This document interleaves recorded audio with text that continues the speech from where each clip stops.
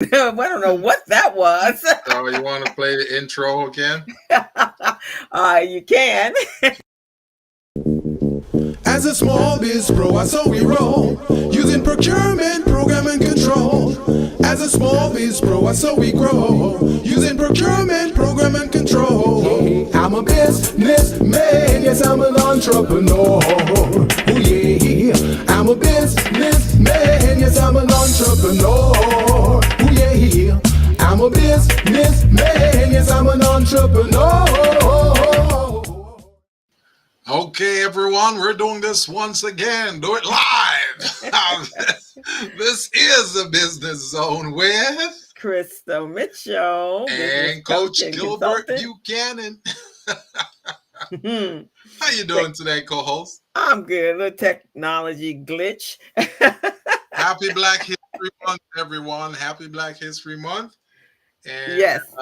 today we want to help you guys to acknowledge and recognize a very special time of the year for us here on the Business Zone. We love to recognize Black History Month because we always have some goodies for you. We got a very special guest today. She's going to talk about some real cool strategies and information for your business, guys. You don't want to miss this at all. If you miss any other podcasts, any other shows, you don't want to miss this one today. This one is good for you. So, co-host, how you doing today? I am good. February is my favorite month. One is the love month. Two, it is, but before that is Black History Month. So we get to celebrate our wonderful accomplishments that are, occurred with our ancestors and our predecessors and our people that are just doing amazing things, especially those of us in our community that work hard for our community, both our adults and our elders and our youth. So this is my favorite month. It's the shortest month of the year, but this year we're celebrating leap year. So Oh, yes, I forgot all about that. I know. So people who are actually born on February 29th, they actually get to celebrate their real birthday as opposed to the 28th or the 1st or the 31st, or what is it? The first of the next month, which would be March. So they get to really have a birthday. So that means their birthday is every 4 years then? Is that it? That means they birth, and so they have found the fountain of youth. So dog years is 7 years, but leap years is every 4 years. Man, I'm kind of wondering if I wanted to be born on February 29th, you know? Right. That way you would stay young. You would at least be 4 years younger than what Forever the young. right. So that I'm really only this age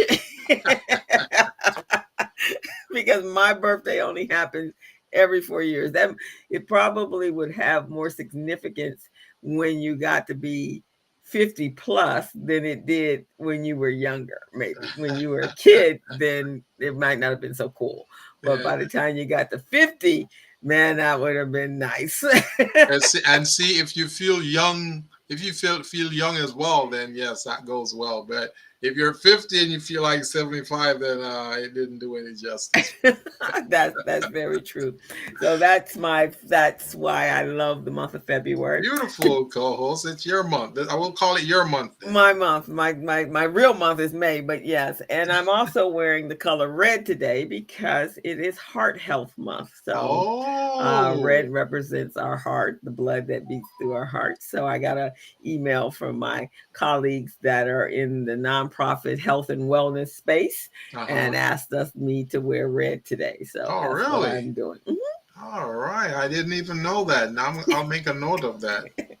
Right, it's Heart Health Day. I've been So I've been working on my heart, since 2021. I've been, making sure it stays in shape. It's in good condition.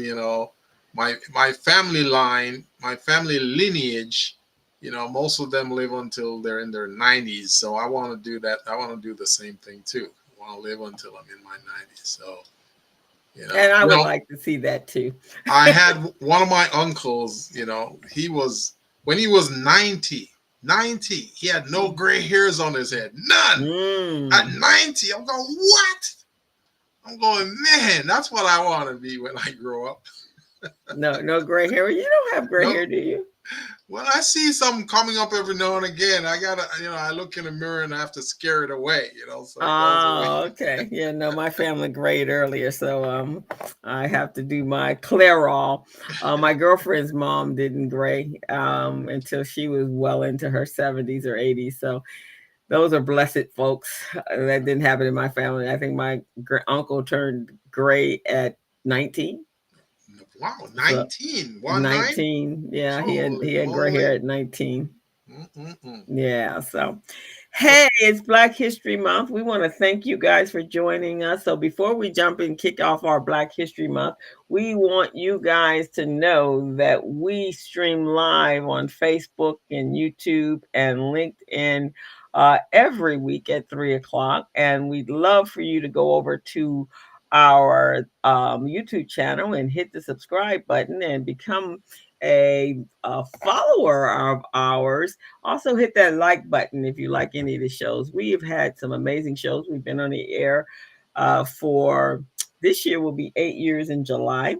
That's right. And so we have over 750 something videos archived. Some of them are some amazing guests that we've interviewed. And then some of those you get an opportunity to participate in a class and session. And that's where you get Gilbert and I, as business coaches, working and helping you without a cost. Because outside of that class and session, there is a cost and helping you to strive towards success in your business. Our motto is we want you to be business ready, a bank loan ready, and contract ready, and ready for any opportunities that present themselves to you. So take a picture of the QR code or just go over to our YouTube channel, The Business Zone with Crystal and Gilbert, and hit that subscribe button. And as well, hit the like buttons. Find you a video over there that speaks to you and hit the like button. Gilbert, you got anything you want to add to? Well, I just want to say, folks, we know that you could be anywhere else in the world, but you're here watching this show today. So we really appreciate this. We really respect your time. And we're going to provide you some real valuable information today.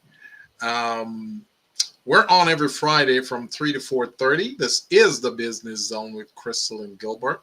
And we had some amazing videos that we've been uploading on YouTube over the last 2 months. I implore you guys to go there and check it out. We've done one recently on one of our guests, a very powerful female entrepreneur, and she's done some great work in the community for small business, the IT space, the contracting space, and all of that. You guys should check it out, guys. Check it out. Go to our videos. Just type The Business Zone with Crystal and Gilbert, and most of our videos will pop up. The rest of them, you can go to our website at The Business Zone with crystalandgilbert.com, and you guys will find those videos. We cover a lot of different topics and a lot of different courses, from leadership to management to interpersonal skills. We talked about the 3 personalities in a business from the E-Myth book, which was really great. We talk about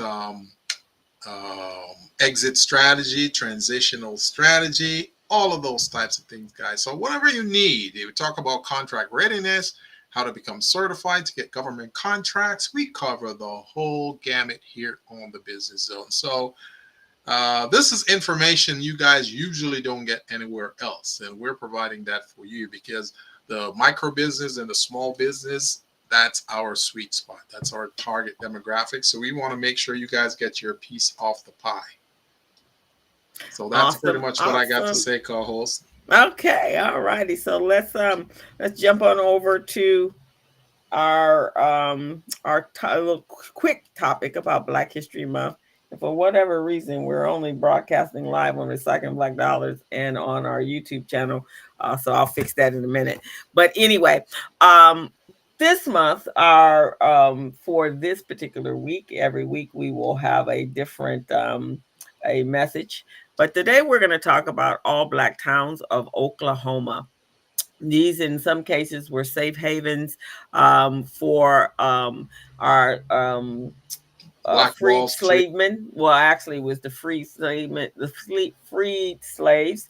Um, uh, Oklahoma actually opened up their doors, and they actually started reaching out to a number of the southern states to let them know this was a place for them. So I just, well, we all know about Black Wall Street and Greenwood. Everybody's heard about that over the years that they whatever Black history or whatever history lessons you've taken. But there are actually some others. So one of them was Boley, Oklahoma. Is one of the largest and most prominent of all the historical Black towns of Oklahoma. Boley was allocated to Abigail. She was the daughter of a Muskogee Creek freedman and James Barrett, and was named after J.B. Boley, a white man who believed Black people could govern themselves. And the town was founded in 1903 and incorporated in 1905. Smart man. Smart man, huh? It by the time Yes, we Oklahoma, can govern ourselves. yes, we can. We were. By Oklahoma's 1907 statehood, Boley had blossomed to a population of 824 people. At its height in 1911, it had a population of over 4,000 people, consisted of 5 grocery stores, 5 hotels, 7 restaurants, 4 cotton gins, and more. Boley had the first Black owned electric company and one of the first Black owned banks.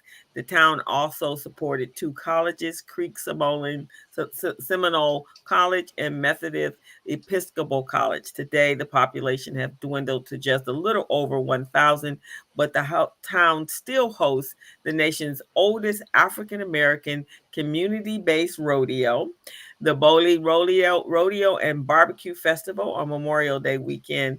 The downtown business district is listed in the National Register of Historical Places and has been designated a National Historic Landmark by the National Park Associations in 1975.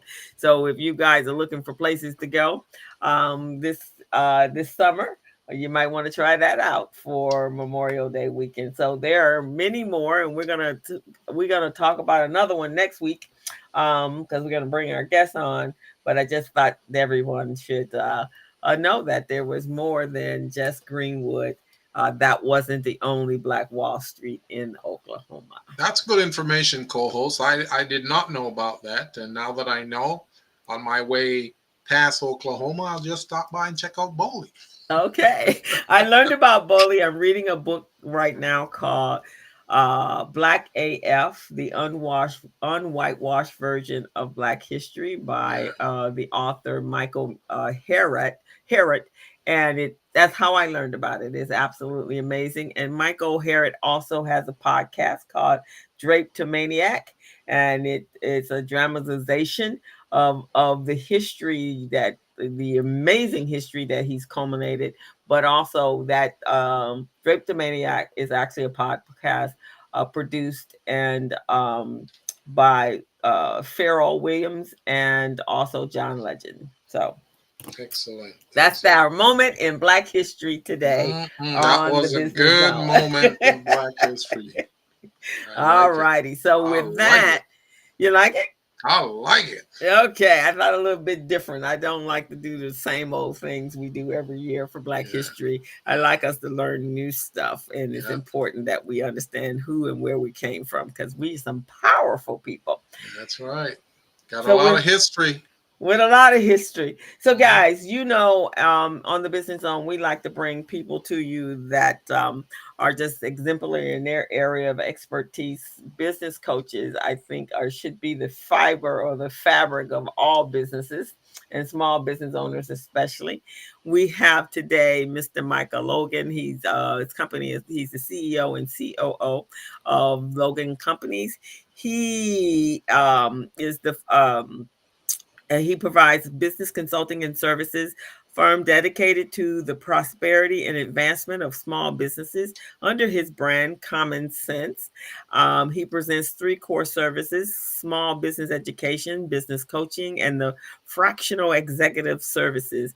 He hosts the Common Sense show. He's also a podcaster, a podcast that offers practical insights and guidance for business people, business owners, and he writes for Forbes, a contributor on entrepreneurship topics. His mission is to inspire entrepreneurs to build businesses that are scalable, income producing, and generational wealth building. And so, with that, we're going to bring him on. And that man, he just fits right on in with what our mission is. That's good. Love it. Love it. Love it. Welcome, Micah. We're so happy to have you. Tell us about yourself. Gilbert, Crystal, thank you for having me. I appreciate it. And excellent stories for sure. To lead us into Black History Month. So I've been an entrepreneur for over 2 decades. And unlike Gilbert, I do have gray hair. You can see at the bottom of my chin. And I've so I built a company from the ground up, and it was a health and wellness company that I slowly just built from a single location to multiple locations. We had up to 5 at our biggest. I recently exited in October of 2023. I had considered gone down the path of forming it into a franchise before I decided to sell the company itself. So I had gone down that path as well. My company has won multiple awards, both in customer service realm, for the actual service we provide, and as you know, as how we form the franchise as well. We were recognized for that as well, given that there's so few Black franchise owners in the entire country.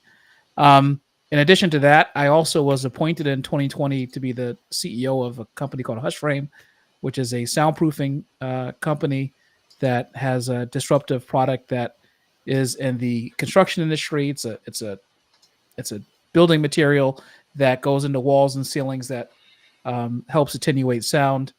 And in terms of what I do for the business coaching, I work with small business owners or small or medium size. Typically, I like my heart is with small business owners and startups who are looking to grow to the next level, but look, they're burnt out. They need to scale. They're disorganized. They don't know exactly what's wrong in their business. I really love focusing on turning around businesses and helping them see what exactly needs to be done to get their business to the next level. And I've have clients across a half dozen industries that have been able to add 6 or 7 figures, expand their locations, and we've had a lot of success by implementing some of the strategies that I put out there. But that's a little bit about me. And I'm a Forbes contributor. I was also asked to be a Forbes contributor. Forbes reached out and contacted me to ask me to write for them at the end of December. And so my first articles came out at the beginning of January last month.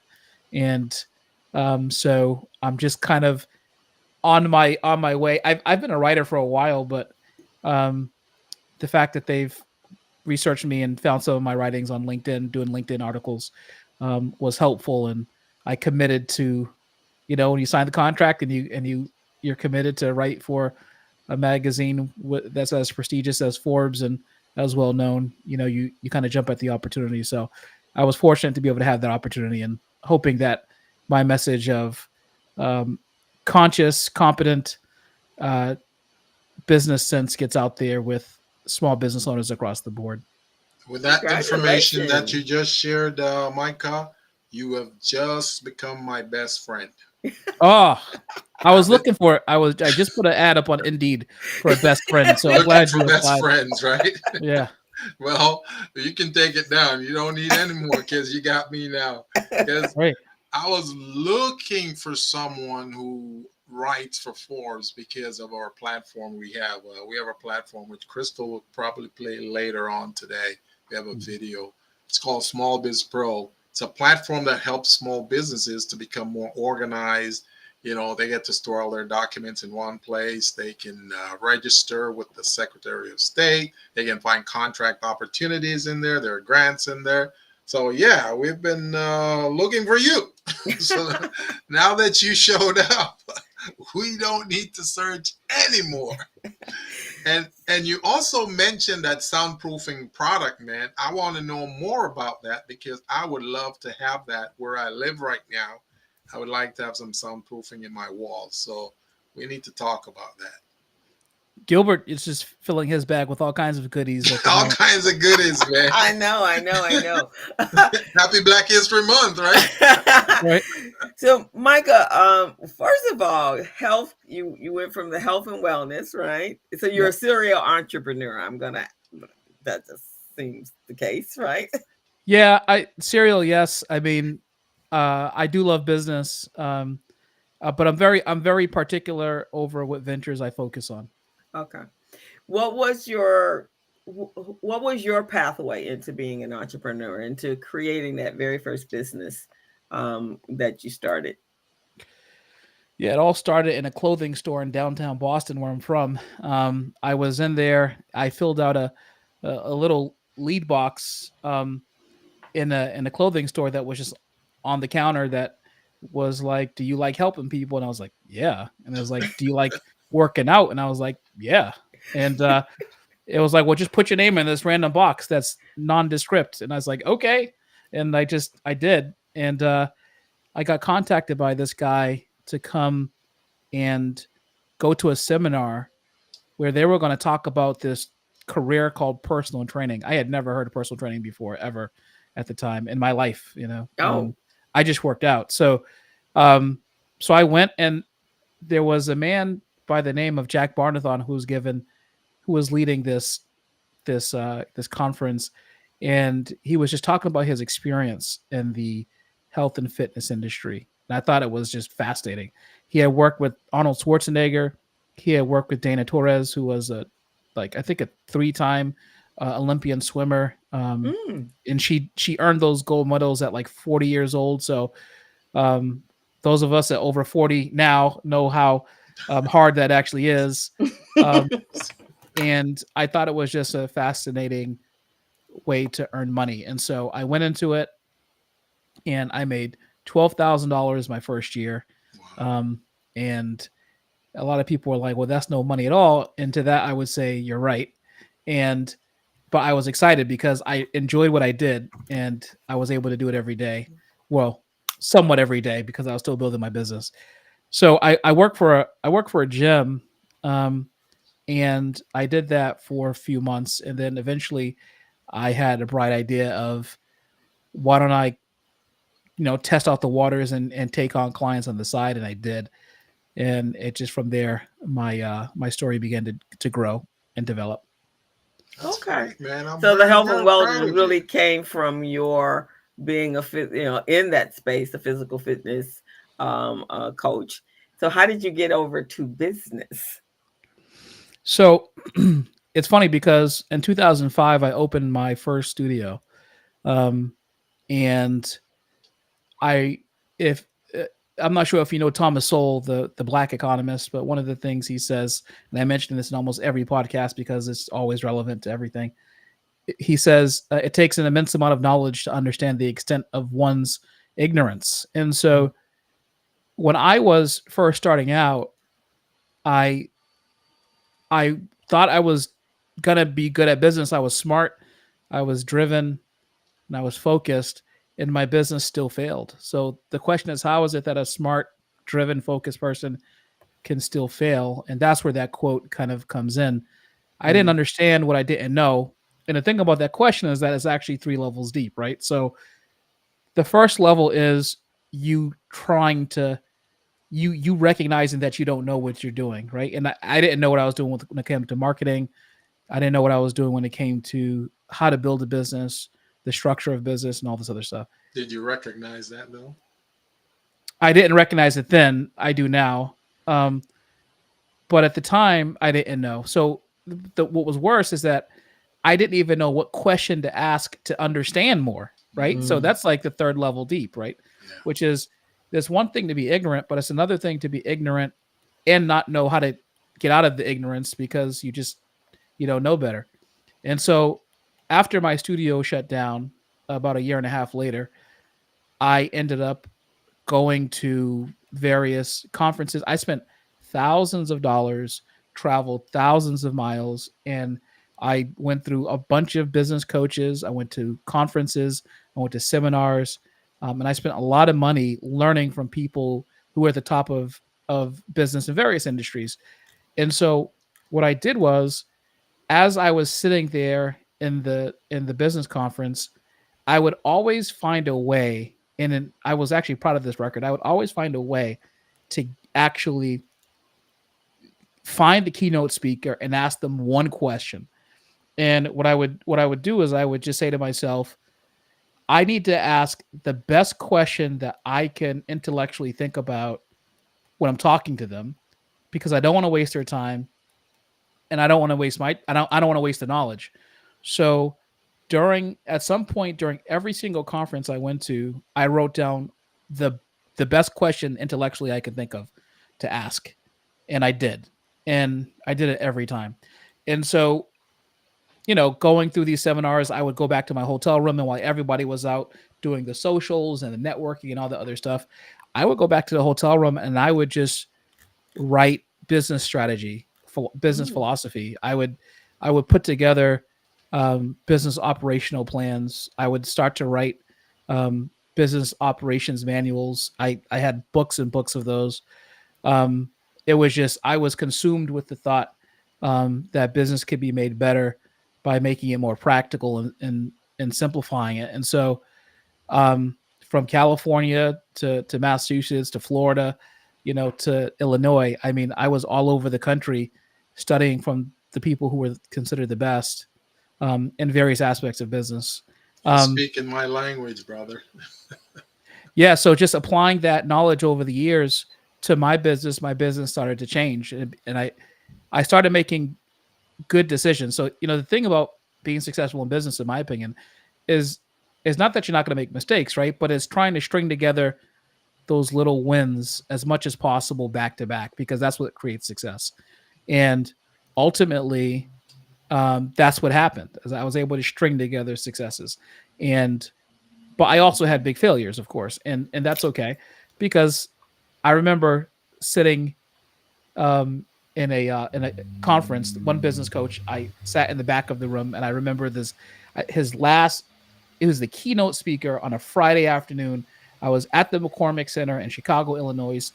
His last speech, he said, "At the end of your life, what are you going to be known for? Mm. What are people going to say about you?" And then he said, "You know, if you're going to go into business and you're going to fail, why not just fail spectacularly?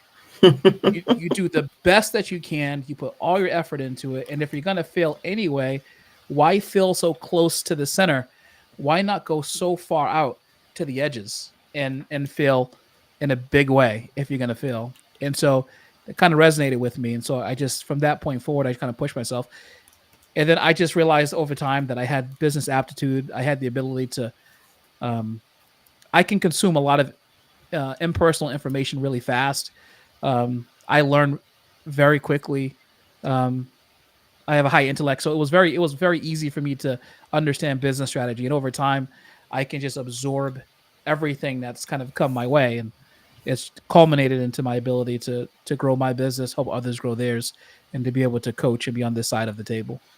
So when you first started your business and you were experiencing some of those challenges, did you have an MBA at the time?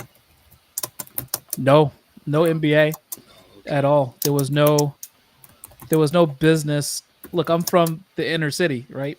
Yeah. Uh, there's not many MBAs in the inner city where I lived, where I grew up. There was no business coaches. Hmm. I come from an entrepreneurial family. My mom was in real estate my whole life. But it was, that's all grinding, hustle, the ability to navigate, and you observe those things, of course. But there See, was no there was no structured education. see, the reason I ask you that is, my background is in organizational development. Mhm. And, I've dealt with many MBAs as well. Many of them are professors.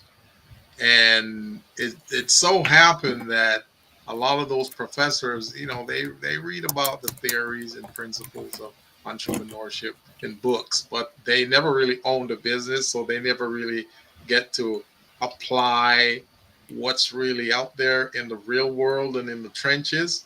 So many of us who are entrepreneurs, we've gone through that. We've lived the cycles. We've lived it. So we understand. But when some of them really get a taste of real entrepreneurship, even though Mhm. they have their MBAs, they stumble. So that's why I asked you that question to see if, because you associated yourself with a lot of uh, impressionable and great people. So I was wondering if some of those were some of those who there were professors who taught entrepreneurship, but they never actually owned a business. So yeah, Yeah, I certainly had interactions with people who've had their MBAs, yeah, and I was certainly introduced to a lot of business theories. But I was in the theoretical and the practicum at the same time. So yeah. I was both understanding what the theory was and also applying those theoretical principles to practical actions and testing them in a lab like setting, which was my business. So I was able to essentially build a case study behind those theories based off of what I did. Yeah. And it's so wow, you kind of actually that's the description of Gilbert and I. My journey is probably more like your journey. I'm a third generation entrepreneur, so I kind of knew that's where I wanted to go. So I absorbed everything that I could possibly absorb when I did work in corporate America, and then applied it to my business when I actually launched my business.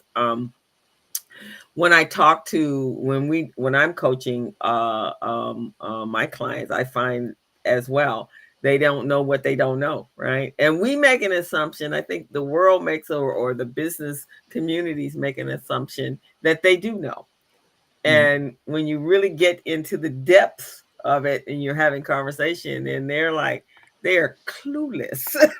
Yeah, yeah, it's true. Yeah. It's true, and so the other thing too is I used to get ideas from people who were in different businesses, different industries. As an example, I ran a health and fitness business, and one of my good friends has a real estate fund that he's now built to several hundred.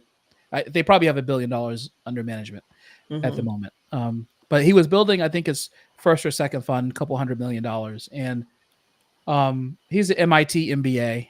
And I was just asking him, I was like, so what do you do for your your investors who are investing in your fund? How do you get them what do you do to like essentially um, show them the results of your work? And he was telling me about how they put together their investor um, portfolio, their assessments for them, the tests that show how well the investment is doing, and like their reporting. And so I took the theory of that and I applied it to my fitness company, right? And I started doing these assessments to that would take place every 4 weeks in my company to show them without hiding the ball, like showing people what they were doing to to improve from one 4 week period to the other 4 week period. And people loved it, right? So it's like when you can take ideas, if you can take ideas and apply them specifically to what you're doing, if you have that ability, take advantage of it. Take advantage of it because that low hanging fruit is actually really helpful. Mm. Mm-mm-mm. So how did you get involved with the soundproofing product? Because I'm really interested in that.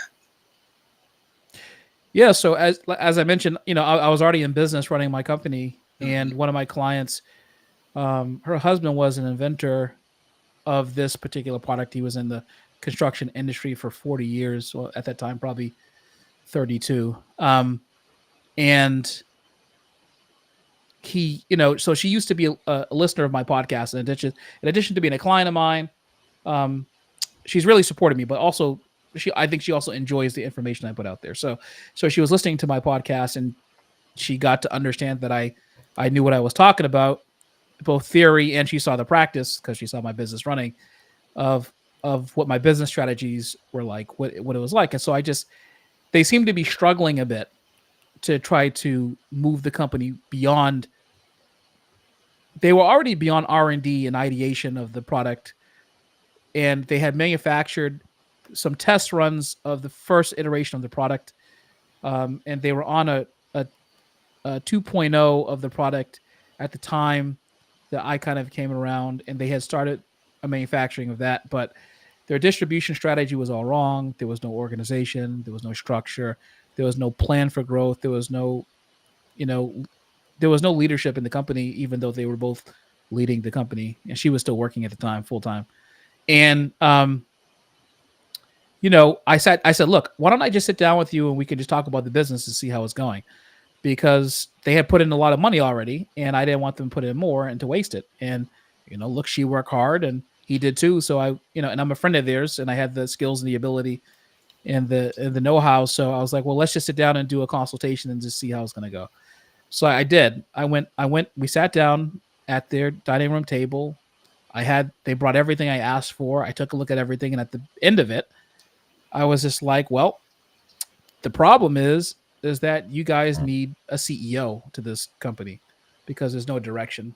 Yeah. And you need someone to set the strategy, to put it out in the market, to have a go-to-market strategy, to be able to lead strategically, to organize the finances of the company, understand the financial scope and the discipline. And she was in banking already, so she had the financial aptitude, but it's just having, like we talked about with the MBA, having the aptitude for something doesn't necessarily mean that you can always put together the pieces in a way that promotes steady growth for a long period of time. That takes a certain kind of other skill set.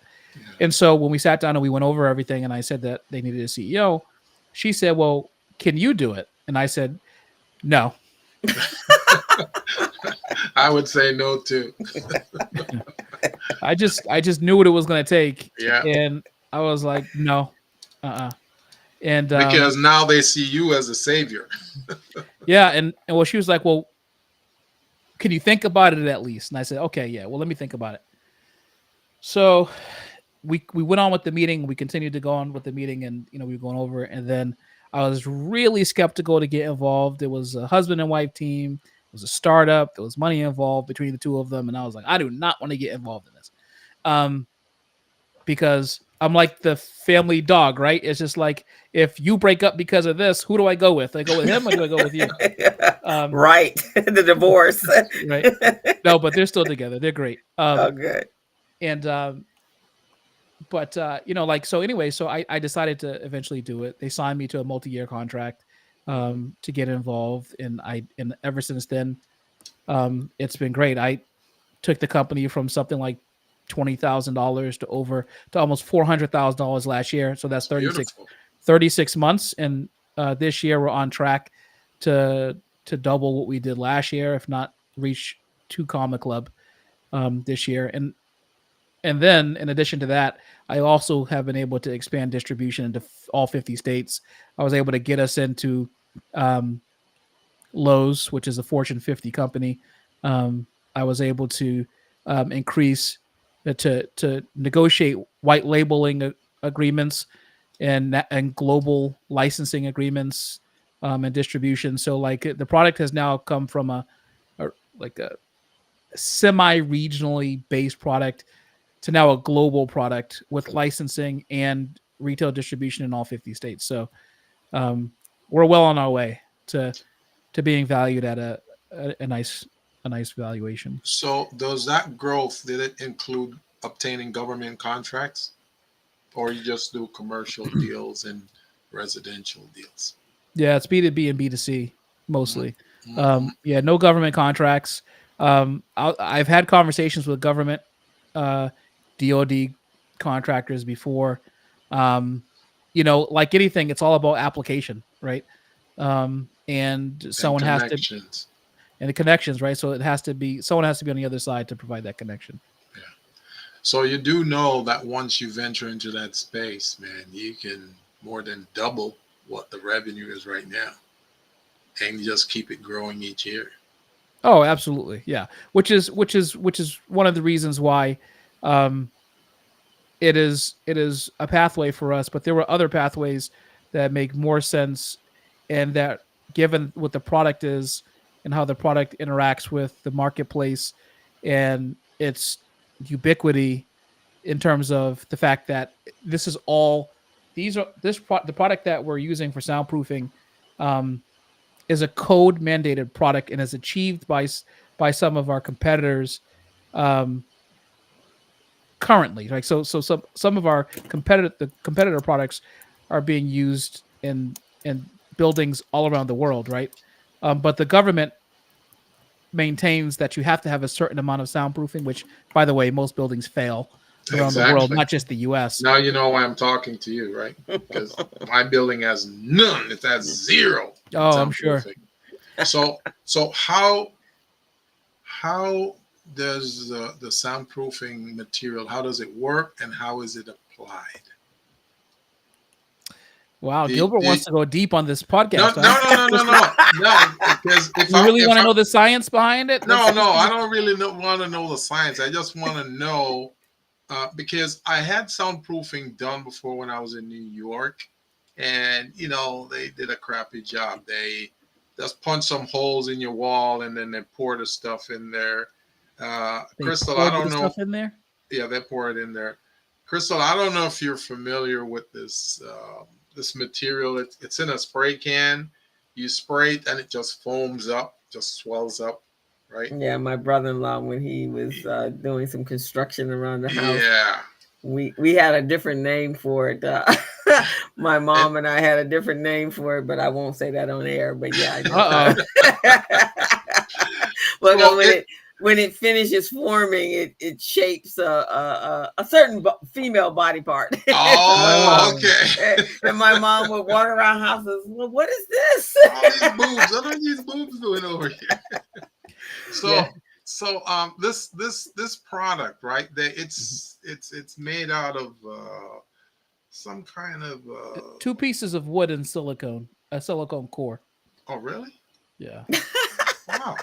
So you're gonna have to set an appointment with him, Gilbert, so you can get the more details. Crystal's like, this is not the time, Gilbert, to be going into all this science. I understand that. I was thinking of something else. I was thinking that you pour it in, because usually they pour it in the wall. They punch some holes, pour it, and it flows down, and then it settles. And in some cases, it will swell up. And when it swells up, then it kind of shuts out the air in the wall so that the soundproofing occurs. So I was thinking that's what yours is, but you're saying it's a product that you just put in. Right now they've got that material at Home Depot and Lowe's. It's a pink material. What do they call it? It's a pink fluffy thing, and you just roll it. You unroll it and you put it in the wall. You don't want it touching you because it's very the fiberglass, the insulation. Fiberglass, right? It's got fiberglass in it. Yeah. But so what you're talking about is not that, right? I'll explain very quickly, because Crystal's like, she's done with this topic. So so very quickly. Sound is just vibration. Yeah. That's all it is. Right. There are two kinds of sound. There's airborne sound and there's structural sound. Yeah.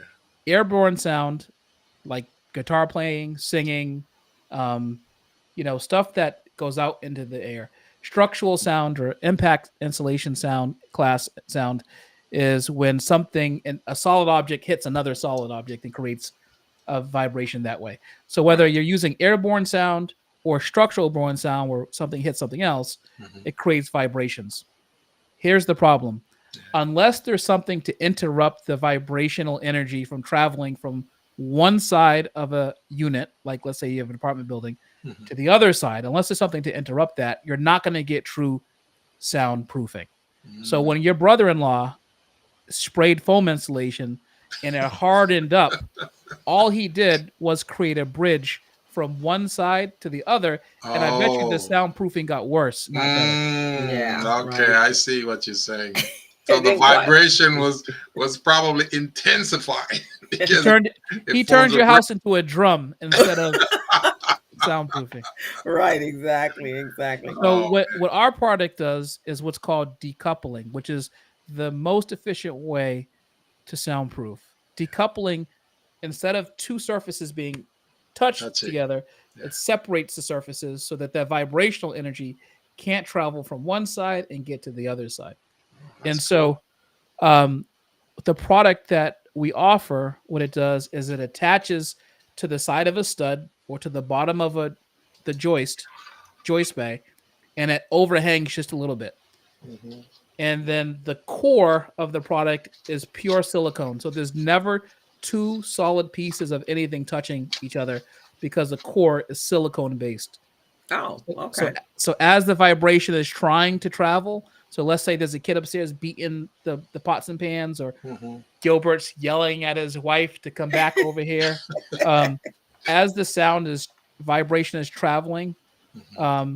and trying to get to the other side, Yeah. it gets bogged down in the silicone core like quicksand, Hmm. turned to a small measure of heat, and it dissipates. That's how it works. Mm. Oh, okay. So it never Cool. actually gets to the other side, Right. Ah, cool, cool, or So cool. or you're if it does, it does very minimally. so you're saying this is at Home Depot and it's at Lowe's right now? I'm saying it's at Lowe's. It's at Lowe's. Yeah, So if I go there and I will see it there, right? it's at Lowe's, Is Gilbert. I that just told Lowe's, you that. Gilbert? So I'm gonna change the subject for a minute. So, Michael, you indicated when you sent me your information for the show that a BOP method that Yes. was kind of listed. What can you explain that what that is and how you came about and what businesses can benefit from it? Sure. So remember when I told you I was slowly learning and making my way in business, I had to travel and Yes. understand how to improve businesses, mine specifically at the time, and to make it better. So I came up with the framework how to think about business problems, because oftentimes, if you've ever read Rich Dad Poor Dad, he said that one of the ways that he understood how to make money for the things that he wanted, instead of relying on getting a job or something else, was Right. to Exactly. just find something to pay for, an asset that he could buy or invest in that would create income to pay for what he wanted, right? Right. And so in the same way, I had to come up with a framework that a business owner could plug in the problem, and on the other side of that problem would output a solution. So that's how I came up with the BOP method. So the BOP method, which is what I call it, stands for Blueprint Optimized Position. And Okay. basically, it's a framework that takes a business owner through how to think about problem solving and how to get to the other side of whatever the challenge actually is. So the blueprint part of the BOP method is a series of essentially understanding what the key elements of the problem are, um, understanding how to lay it out and structure the problem, um, understand that every problem or most problems have a solution, right? But you have to Hmm. be able to take that problem and be able to first understand the pieces of what that problem actually is. That's the blueprinting phase of the bot method. Um, the optimization part of the bot method is once you understand what the problem is, because you've broken those pieces apart and you actually functionally understand what the problem is, then you can take the pieces of that problem that are the most challenging for your business. Let's say it's a bottleneck and you're a company that is a retail company. You're trying to figure out why people are no longer shopping on your Shopify store. You're trying to figure out why people aren't walking through the door of your retail brick and mortar business, right? Once you understand what the problem actually is, you can then take that.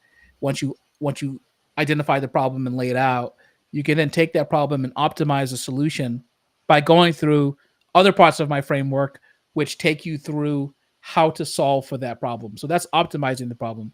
And then the way I'm different than a lot of business coaches is that I am very big on implementation. I don't like to waste time. So implementation is the biggest aspect of what I do. So the P part of BOP is position. So after you've kind of optimized the best solution for you, or what you think is the best solution, you immediately put it into play, into practice, so that you can test the solution to see if it actually works. And if it doesn't work, then you can go back to optimize it, optimize a different solution, or just tweak it, and then position it again.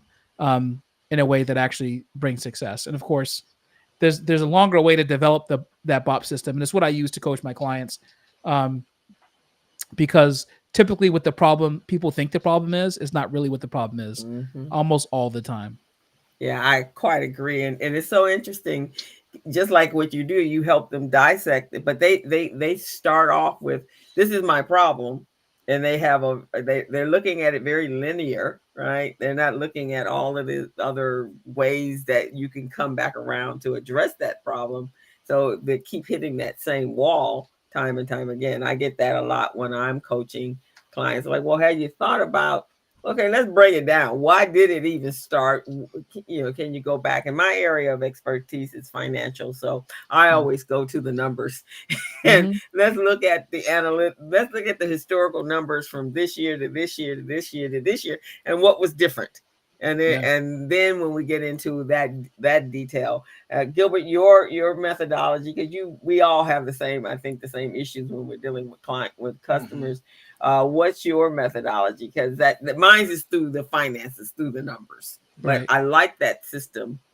I like Well, I the like to use a SWOT approach, first, because with a SWOT approach, it's part of my assessment. The tool I was telling you about, Micah, Mm-hmm. Small Biz Pro, it has an assessment tool in there. So it asks a series of questions. It's a questionnaire, and then the answers that the small business give will give me paint a picture to me and let me know where they're weak, where they're strong. So the areas that are weak, then we put a plan together and try to help them to strengthen those areas. So it's somewhat like a SWOT analysis, but a little different.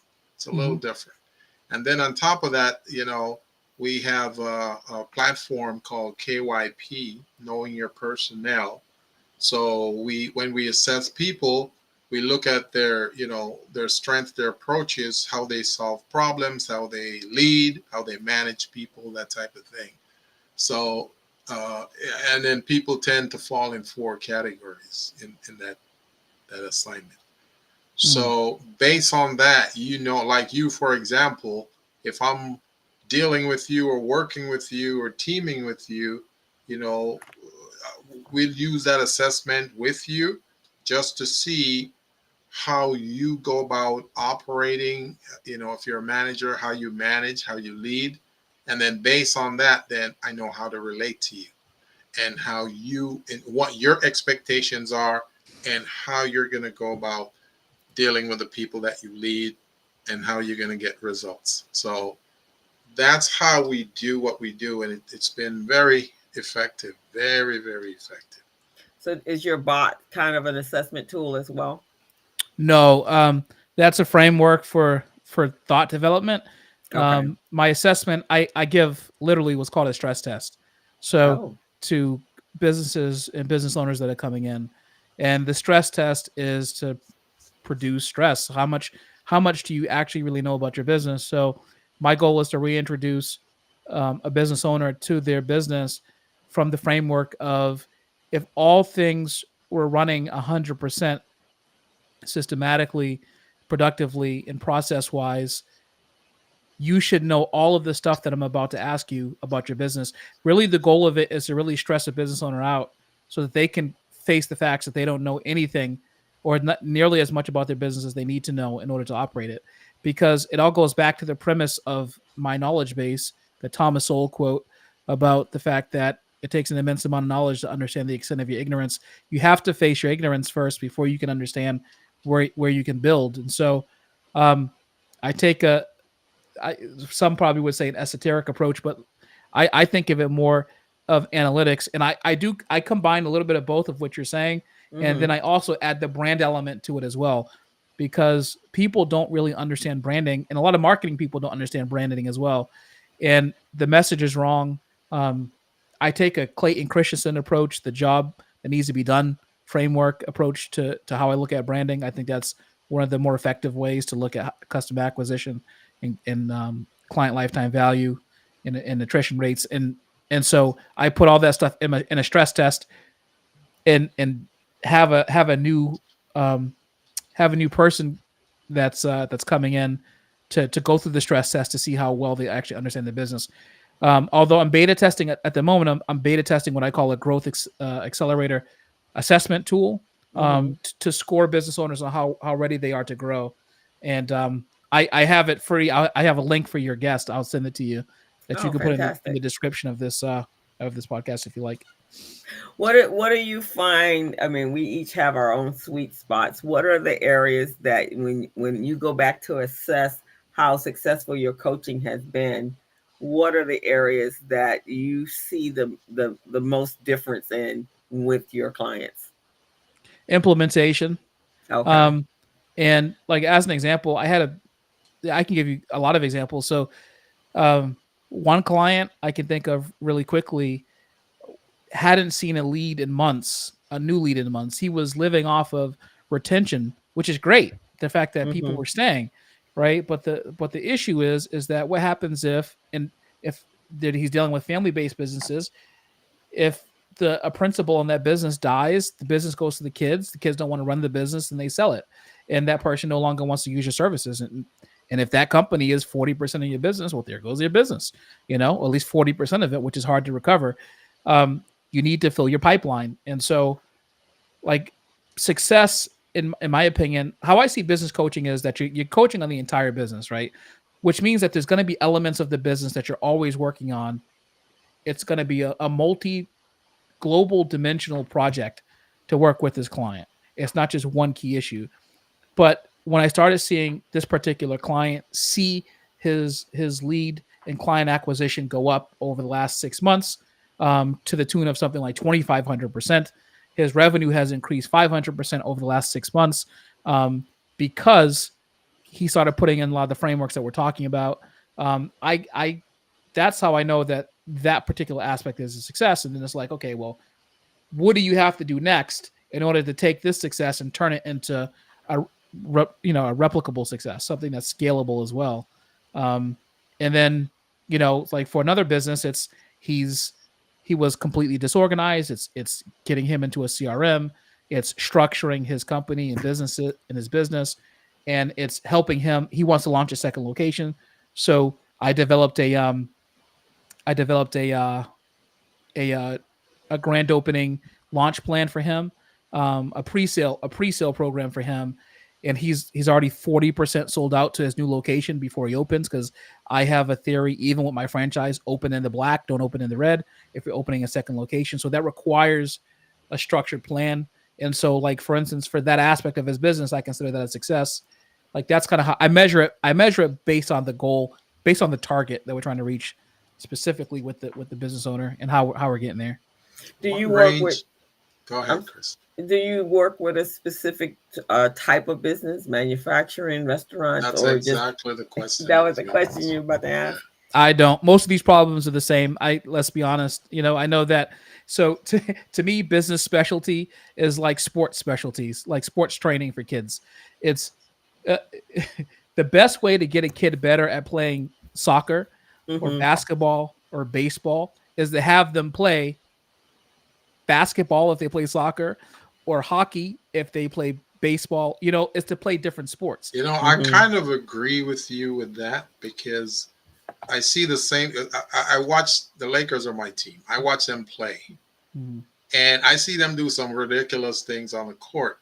And I was a former soccer player, right?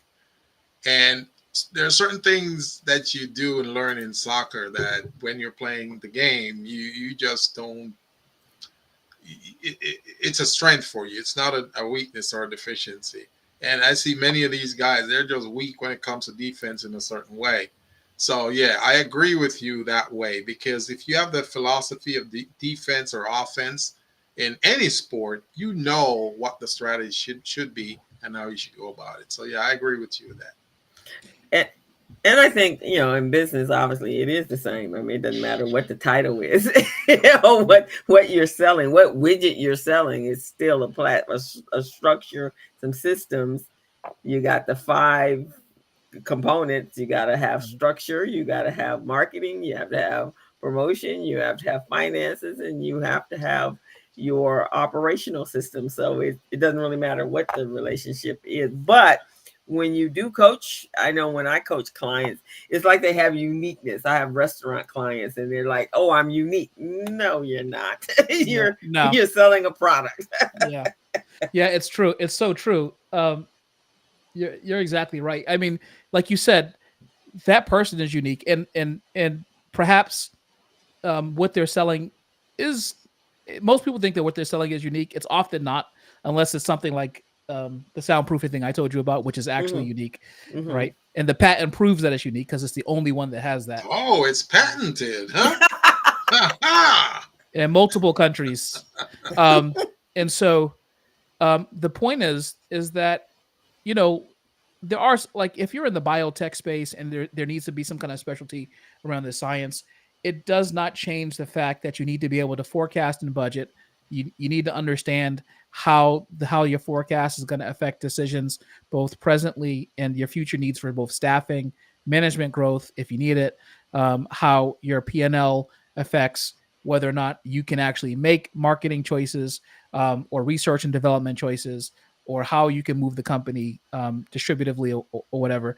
I think that I think that people like to create specialties to charge more, but really the expertise and the experience is where the charge comes, not in my opinion, not the specialty. Um, and it's so funny. Just one last point to that, which is so for kicks, sometimes I go on Indeed or in these job postings and I look at the job listings for like CEOs, CFOs, COOs, and some of these specialist positions. And sometimes I think to myself, I would lose ability if I went to work for a company specifically because um, it shuts down some of the other aspects of your ability to develop as an entrepreneur That's that right. you need to promote because everything is so siloed at those companies. hmm Here's my one specialty. Here's what I do. No one else can do it.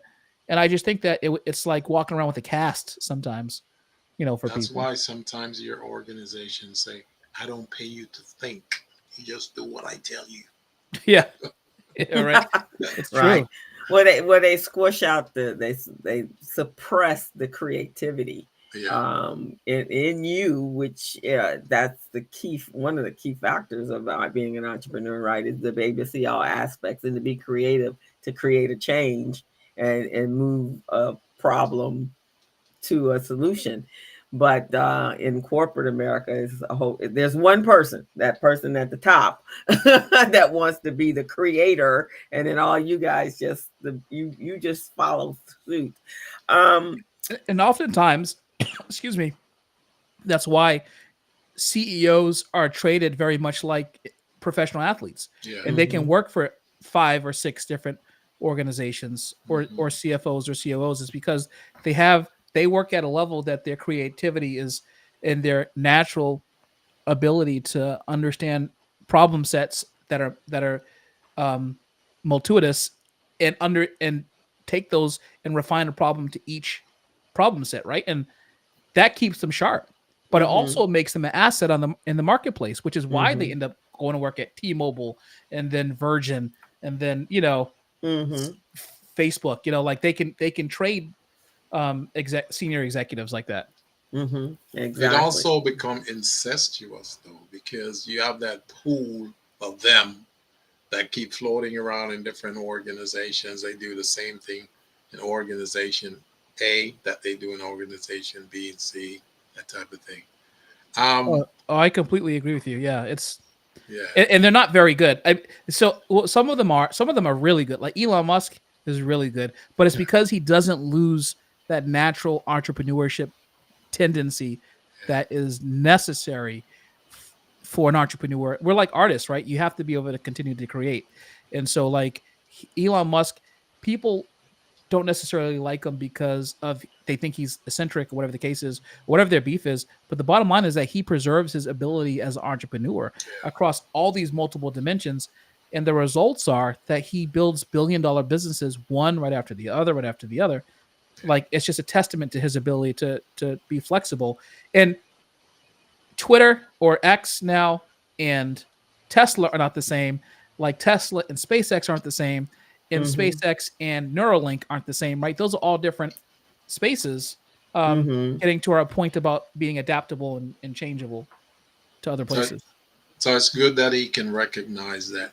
Now, the types of clients that you work with, are they startup businesses, existing businesses, or um, uh, growing? So the startup business is from 0 to 3 years.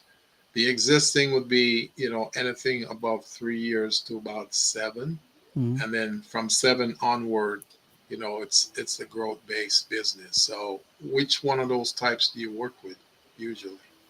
So my heart is with startups. I love startups, but I tend to work with well-funded startups. So maybe someone that um, maybe they haven't necessarily raised around, but they are at least well capitalized in a sense where they can actually afford the coaching, and that can be proved. I also work with businesses that are in a growth phase. So That's a good point. Good point. yeah, Because many startups, they want to use us as coaches, but they can't no. afford it. No, you get on a consultation and it's just like I can't afford you, and I feel bad. My heart and my brain says two different things almost all the time. I had a consultation with a person that doesn't live in this country, two people who don't live in this country, and both of them, um, I think, have businesses that could succeed with my help. But um, the problem is that when I divert my time like that, unfortunately, You gotta um, get paid. yeah, it is. Don't apologize, Thank dude. you, thank you, And Crystal. and even though you really want to help, because I feel that way sometimes too, even though you really want to help them, because you see the desire and the need that they have, but you cannot, become Santa Claus to these businesses. You have to charge your fee. You have to draw that line in the sand, because otherwise you won't be paid. And if you've got a wife and kids, they're going to be waiting for, food to be put on the table, and you don't have the money to do that because you've been giving away your time. You know, Unless the opportunity is unique, right? Like, so people look, the reason why people think that their business is unique is because they're unique and they're doing business in their unique way. But Right. what they're doing is not necessarily, most things are not unique today. And so because of that, believe it or not, even Neuralink, the implanted chip in people's brains that Elon Musk is doing, may have raised billions of dollars in investor money because of his name, but that's not unique. There's two other companies that are doing it as well. So it's just like, what's really unique out there?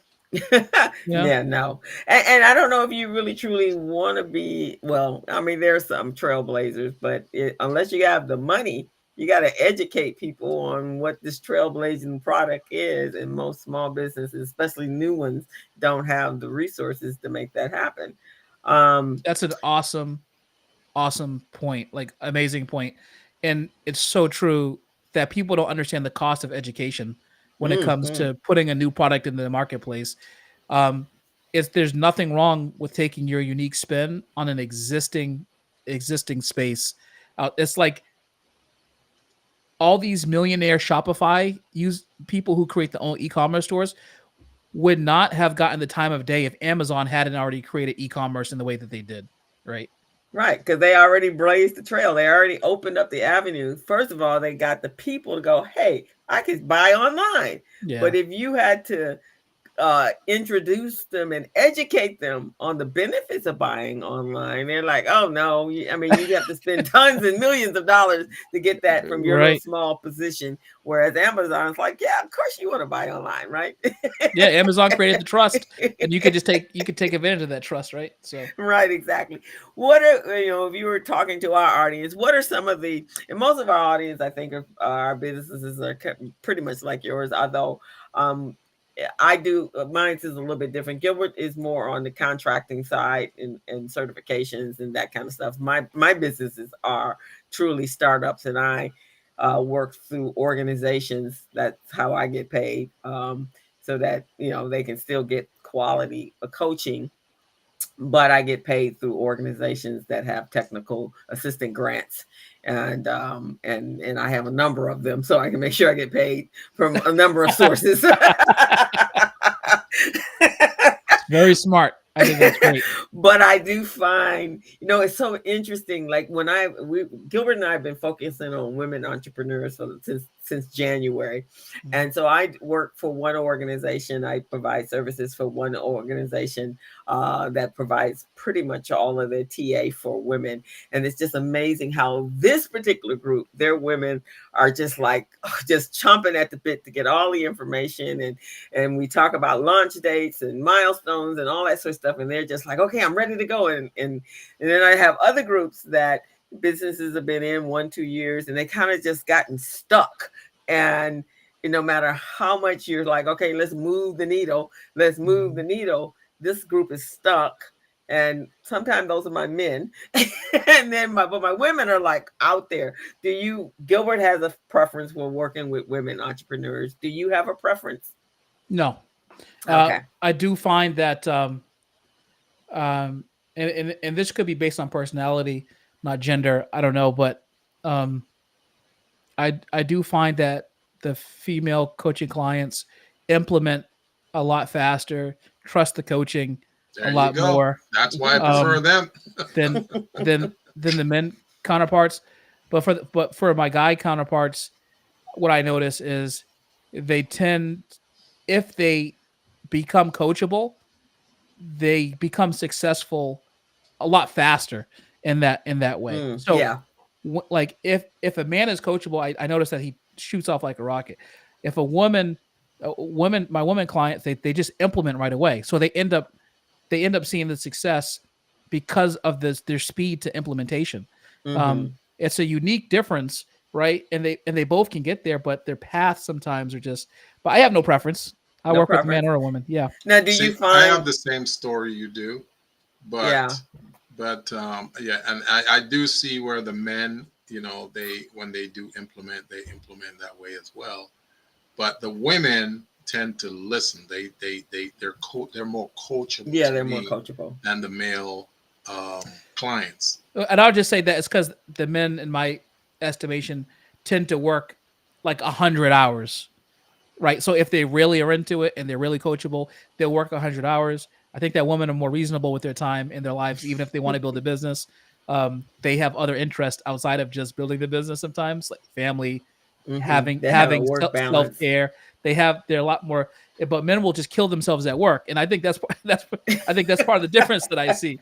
The You know. woman part that you mentioned is true. The male part, I see a difference. I see where they tend to apply the Dunning and Kruger effect, where they may not know something, but they act like they're an expert and they know it, and that the expert, you don't know as much as they do.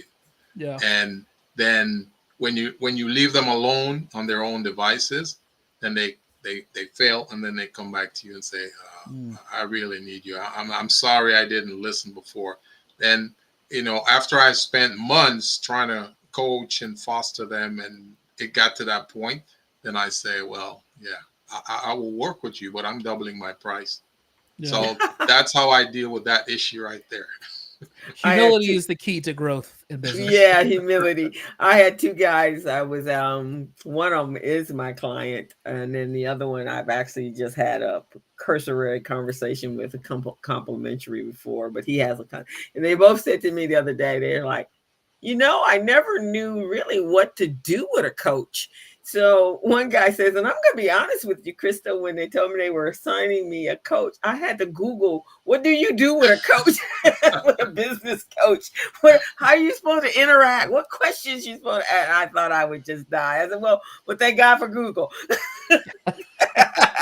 I think we need to That's make funny. more. I think we need to make more videos and put out there to show the value of a coach. Because if you can step back and you look at the sports world, you look at the role that the coach play in the sports world. As business owners and entrepreneurs, they can see that as well. Because one of the things that we're encouraged to do in the business space is to get mentors and folks like that. So the coach would be somewhat like a mentor, but he goes deeper in with the client and help them, find solutions, help them to dig into themselves to find energy and inspiration and motivation that they probably don't think they have. So that's where the coach comes in, and then they just guide them along so they can be successful. Yeah, Fernando it's says I agree. Many people don't know the power of a coach. Thank you, Right. Fernando. That's true, Fernando. That is true. yeah, it's true. If you think about it, like I'm from Massachusetts, so obviously I'm a New England Patriots fan. But when you hear the players talk about Coach Belichick when he was here, Yeah. um, they say that he always put them in the best position to succeed. Right. He's not going to run the ball for you, kick, No. throw, pass, catch, block, or tackle, Right. but he put you in the best position so that succeed, which means that the element of work, Hmm. your side of the work paradigm is implementing the strategy because it's going to be the most effective one. And that's our hope for everyone, right? Who's coaching with us, which is that, okay, we're going to put you in the best position that we know how. And then you take this ball and you run with it because, this is the best path to take. But And you got to challenge. Sometimes you got to challenge the client, and that's what coaches do too. They challenge a player and say, "Listen, I know you've got it in you. You got to find it. Find an extra 5 minutes. Give me some strength." yeah, You got to do that with small business owner too. it's true. Business owners, just like athletes, develop bad habits over time. Mm-hmm. Mm-hmm. Like, how they hold their bat in baseball, or Yeah. how their form in basketball, like the Shaq free throw shooting form, right? But business owners, they develop these old dog tactics, right? How Yeah. Yeah. they run their business. Not doing their paperwork, not filing it properly. Yeah, that's right. It's not having the systems and processes in place. Yeah. Like to me, it would be an absolute travesty not to set my business up from the very beginning like an income producing asset, not to build towards it becoming an income producing asset instead of having it function like a job. It's I can't imagine why a person would choose to want to work just a job versus have an asset that you can sell. You could, if you think about a business as an asset like an investment property, and you turn it into that, Mm-hmm. then you have the ability to resell it, to buy more of them, to turn it around and flip them, and and all these things are and are available to people who are intuitive, right? Buying Right. businesses, turning them around, flipping them, selling them. It's the same principle. But they don't think, these are their babies, right? They've given birth to this idea. It's Right. mine. What's that one? I can't tell anybody my idea. Are you going to tell somebody my idea? Oh, that's the worst. It's like I remember when I used to be a trainer, and I would be in the gym and I'd be working with people.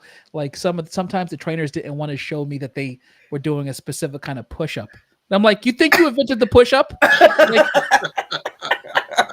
Like, you got a You're new gonna steal push-up? my push-up. You're gonna steal my push-up methodology. it's a push up. Anyone who has ever dropped something under the bed and had to go pick it up has done a push up. But yeah, they get that. And so the whole idea of selling it, my baby, are you kidding? But it's suffering.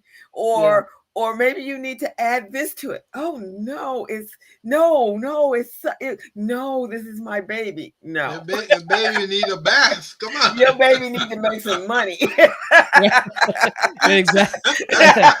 Exactly. To carry his own weight. And I had one client, so ingratiated with his idea. It was literally, he went to get a job to support the business. I said, do you realize what that sounds like?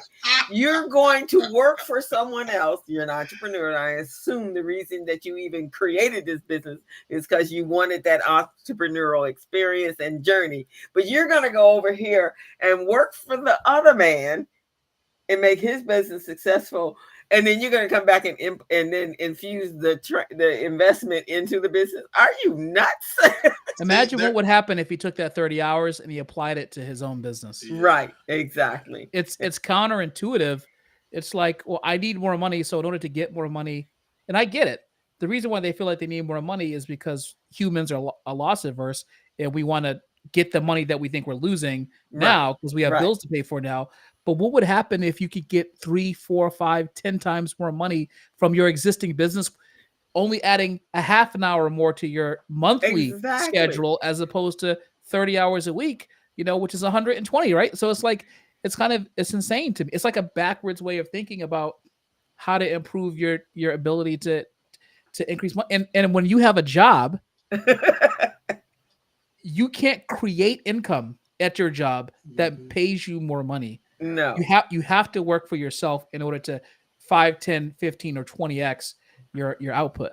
See, that's where the Exactly. business coaches come in, because the business coaches get them to start thinking a different way, their mindset. Because we all know, when I tell my clients this all the time, you cannot get rich working for an organization unless you're the CEO making 250,000 or a million a year, right? But other than that, you can't get rich. So the only way you could probably get rich is if you're an entrepreneur going out there, generating sales, obtaining government contracts, because the government has over $500 billion right now. We're talking the federal government. 500 billion in contracting opportunities just sitting out there, not being applied for by small businesses. So that's just money sitting that you could be getting. So I encourage my small businesses all the time that, listen, let's get your back office in order. Let's get all your compliance documents set up and ready so you can become contract ready to go up to these contracts. And that's it. That's it. Let's use Elon Musk again as an example. Hmm. A judge in Maryland just voided his compensation deal. And so for people who are stupid, they would say, "Oh, the judge voided this because who should make $56 billion?" But let's analyze the real numbers behind it, Mm-hmm. which is the fact that number one, the shareholders agreed in advance to his compensation back in 2018. Mm-hmm. That's Hmm. number one. Number two, the man has taken no compensation of any kind because his compensation was predicated on an astronomical growth trajectory Right. of Tesla. The only reason why he's even getting a $56 billion compensation that was on the table was Mm-hmm. because he had to hit a historic number that has never been hit in US business in Right. order to get that compensation. He took a Mm. gamble. He took a gamble.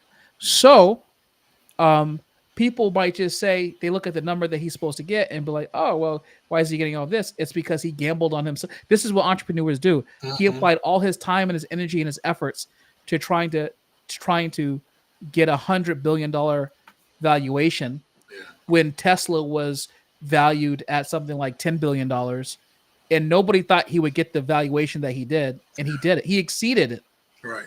Because he and had that entrepreneurial mindset. because he had the entrepreneurial mindset. Yeah. And part of the reason why the judge voided it, well, she says that the shareholders weren't an independent entity looking at his compensation, but the bottom line is that when you put it all on the line like that and you wildly exceed, Mm-hmm. he's enriched many shareholders. Yeah. Um, and if you've invested in Tesla, even at a fractional level locally, you've made a lot of money off of his efforts as Hmm. well. I, Um, I think his attorney can get that appealed and overturned. oh yeah, it's gonna happen, and he's actually gonna move his corporation from Maryland to Texas. He said just the other Mm. day. But the No, bottom line no is that, state tax, huh? well, and incorporating is easy. Doing business in Texas is it's a dream. See, I often think about doing business in Texas because Wow. they operate all willy nilly, man. They don't follow compliance rules, like emissions and green energy footprint rules. They don't follow those things. So they save on that, but the cost to that is overwhelming to their people and the community. So yeah. So I'll give you an example because I've had to like manage my business nationally on some level. So when I went to register my business to sell in Texas, when I was developing my franchise, okay. Well, before I registered in Texas, let me tell you about registering in what state did I register in? I went to register my franchise documents in Delaware. was it Michigan or Minnesota? It was one of them. I can't remember. And when I did, I had to pay, and I get it. The bottom line is that franchise sellers over the years, franchise owners have screwed over many people. Yeah. And I understand it. But I had to hire an auditor to audit my financials Mm-hmm. for a brand new concept. Yeah. Where I already had audited local financials for my company looking to grow. The requirement was for me to produce an FDD, which is required to be a franchise anyway, was to provide audited financials, which costs at a minimum, even if you don't have income, at least $5,000 Mm-hmm. to produce. 5,000. I thought 5,000. it was like 30 grand. No, it's $5,000 when you haven't produced any income from the corporation, because that was a new franchise. Remember, the franchise company itself hadn't produced any income, and it was still $5,000. Right. To say that I didn't produce any income from the franchise business, And there was nothing to audit. do it right.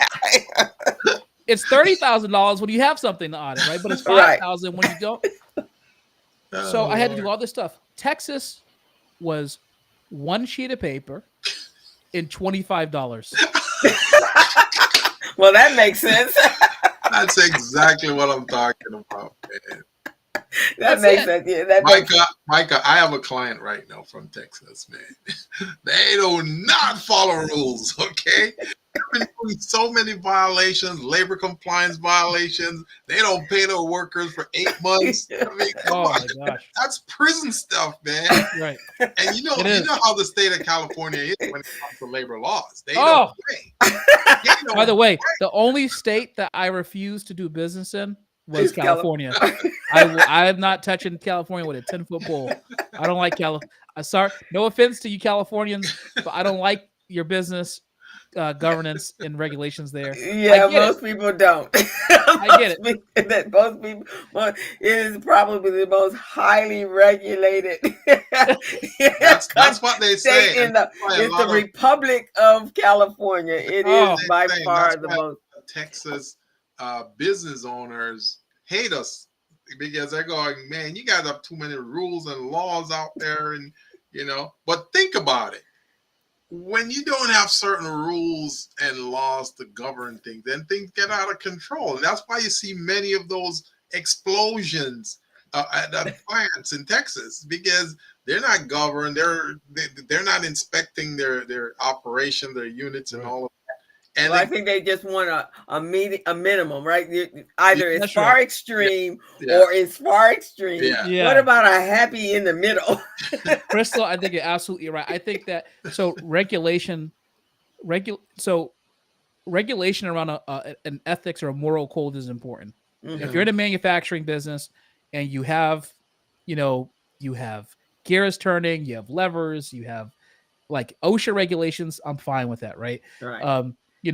Someone has long hair and they're working in a manufacturing, they can get caught and killed. Mm-hmm. Those things are really important. Those specific regulations. But like California does these regulations a little differently. Like it's not just the standard human ethical regulation in California. It is the perceived ethical regulation in California. And that is the regulation, I think, that overburdens business. Crystal, like AB5.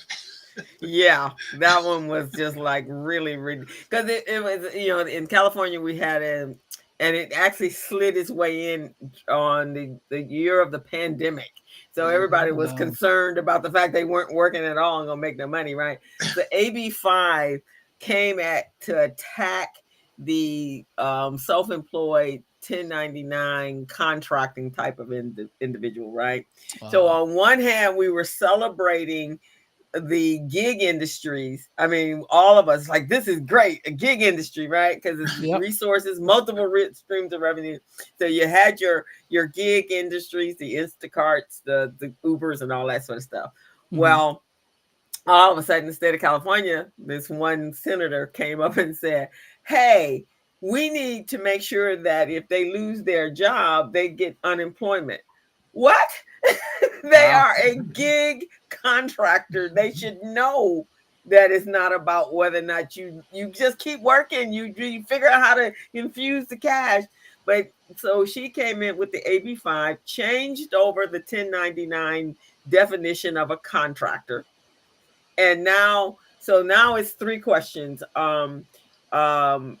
Are you working in a company that's directing and instructing how you do the work that you do? Mm-hmm. Um, do they set your hours and what have you? And now the third question is it a similar industry? So if you are um a, a therapy office and you hire outside contractors that are in psychology as well, or therapists as well, or in, whatever, counselors as well, now they have to become employees because it's the same industry. That is crazy. That is, the first two are just simply, they just copied and pasted from the IRS.gov, the Right, IRS requirements for tax reporting requirements. That's what right, those are. exactly. That And that that's last what. and that last third one, like, that's like the perceived morality that I was talking about in California. Right. So wait a minute. I'm a psychologist over here. I have my own clients, but I'm gonna come. I have my own business set up in my business, everything. But I'm gonna come over and may give you a couple of hours because of the expertise that I have for your new business. Oh, you gotta hire me. As Really? an employee. I have clients. I have a client that's in social media management, Mhm. and her restaurants had to hire her. They had to put her on W-2, and she has her own business. She's providing social media management, not Right. on as an employee, but as Yeah. a contractor. So just we do have some crazy laws. So I hopefully can we'll fight see that. I can see those types, being getting out of control and all of that. But there are some basic things that, should be done. Labor laws, people working, getting paid on time. I've seen organizations Well, those let are pe- important.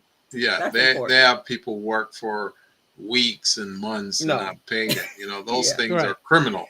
Yeah, that was Yeah. a criminal thing. That's That called goes that slavery. goes back to that ethical human element that I'm talking about. When someone works, you should pay them, right?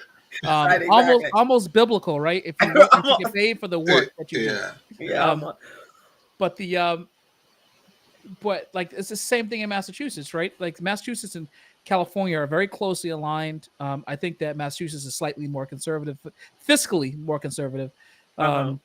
um, than California is. But they had introduced legislation here that talked about um, how they wanted to monitor um, employees for creating stress to their employers, for creating stress for their employees, which included perceived slights on the part of the employee. So first of all, who defines what a perceived slight is, Right. and how do you regulate that? And then the other thing is, and as an example, they include a person not getting invited to a social event that's happening At the within company. at the company. Oh, and so that's stress? That would be stressful. That would be Okay. stress. I Wow. think I think that state takes the cake, man. California is crazy, but I think that state took the Well, that cake. particular one. That one hasn't passed yet, and hopefully it won't, but we'll Yeah, see. because that's crazy. We're gonna close out, but before we close out, there's a question that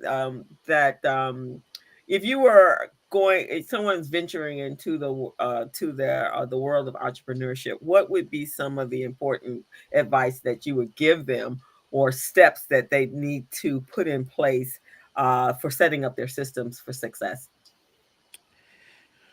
Well, um, if you are, so I would just take a step back and say, are you sure you want to be an entrepreneur? That's true.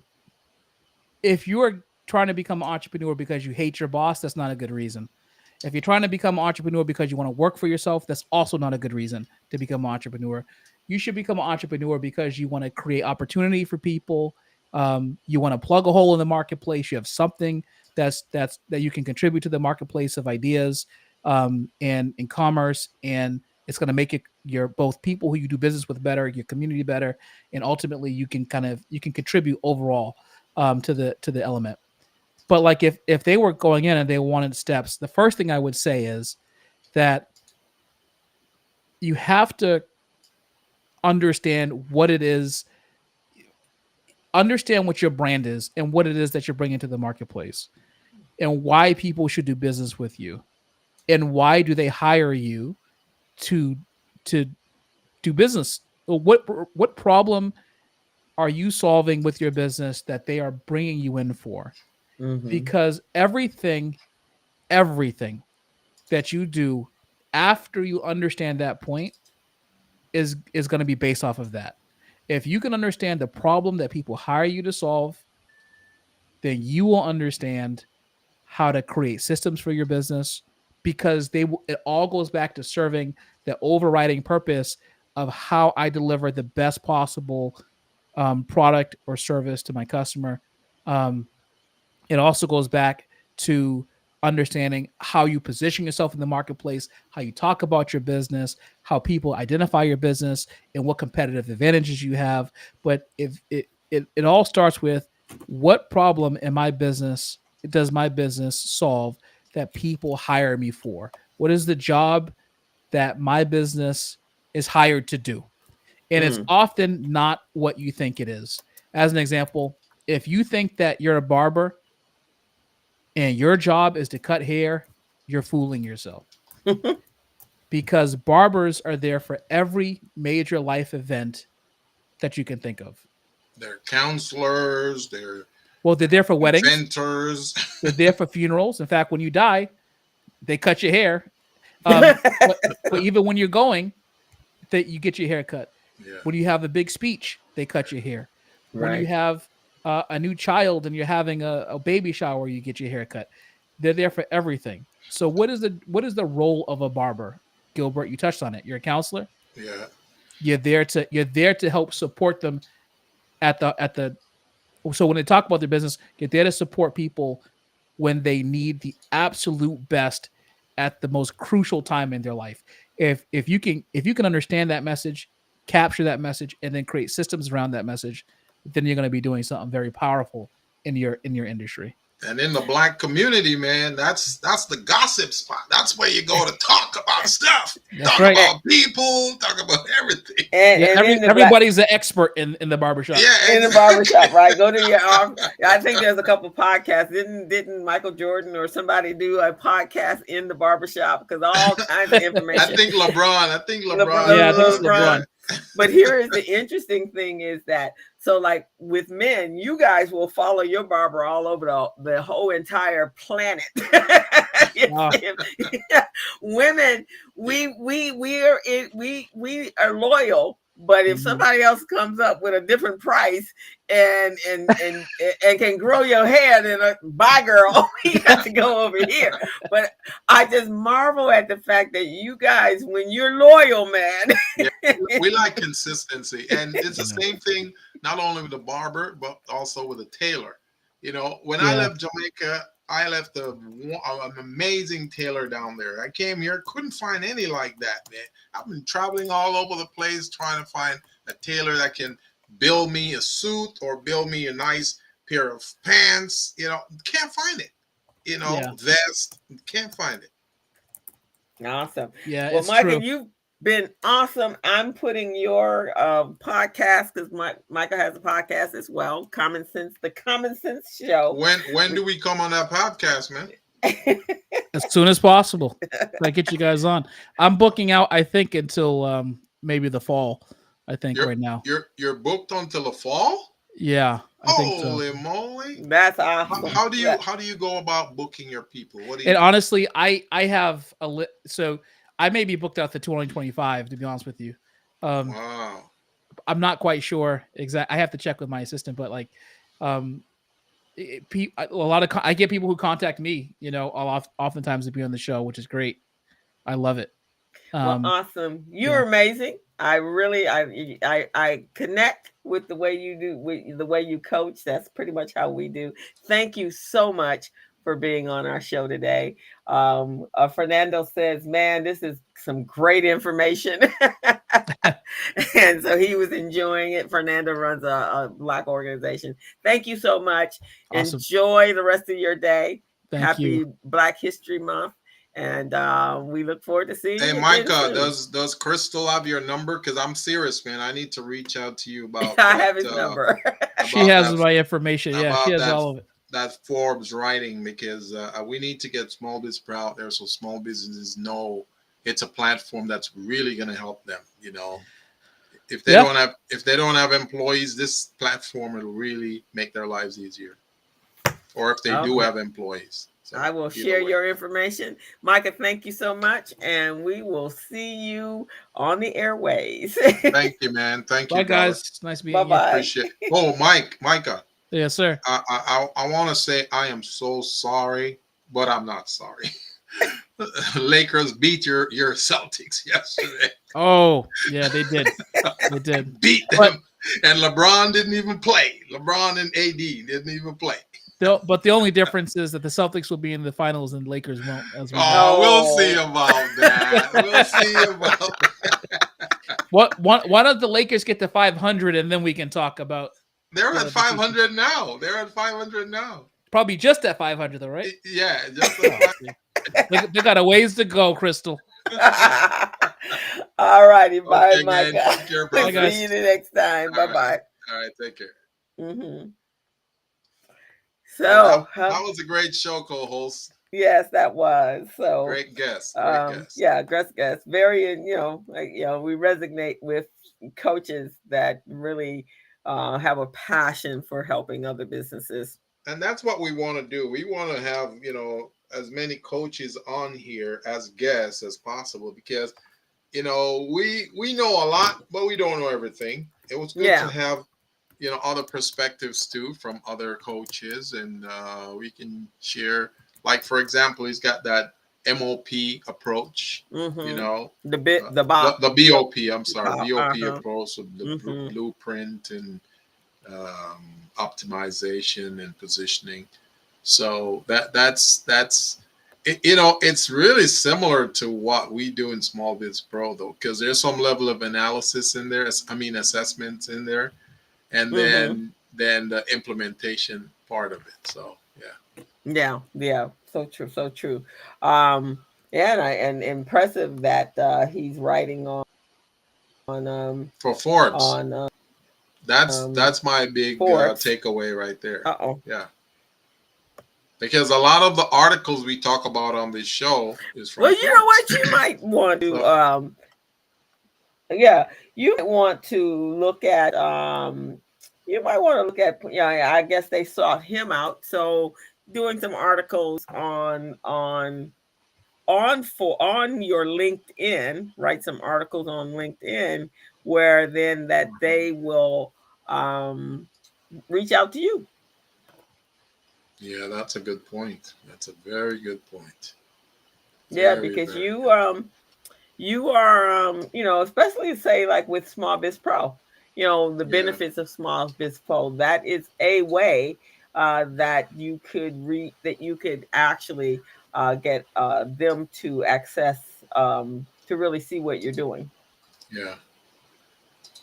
You know And what I mean? then if I could team up and work with him on, having him share this platform with some of his clients, that would be good too. Yeah, so I'll send you over. I think you have it, but I'll send over the link. Yeah. Um, all righty, so I'm gonna go get something to eat because I was running all day long and didn't get anything to eat Oh, today, co-host, you and I can't am kill yourself, man. hungry. You should leave And that to me. You can't be killing yourself like that. I know. I had my other nonprofit, so I will talk to you later.